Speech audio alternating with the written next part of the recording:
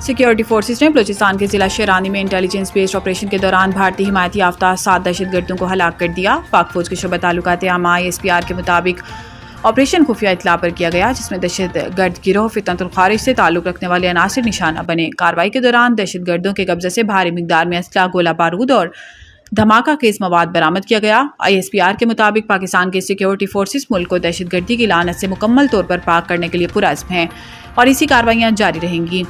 اس سے قبل بھی بلوچستان میں سیکیورٹی فورسز کی مختلف کارروائیوں میں بھارتی سپانسرڈ 18 دہشت گرد ہلاک کیے گئے تھے، جن میں سے کوئٹہ کے نواح میں سیکیورٹی فورسز کے مشترکہ آپریشن میں 10 دہشت گرد مارے گئے اور ضلع شیرانی میں سیکیورٹی فورسز کی کارروائی کے دوران 8 دہشت گرد ہلاک ہوئے۔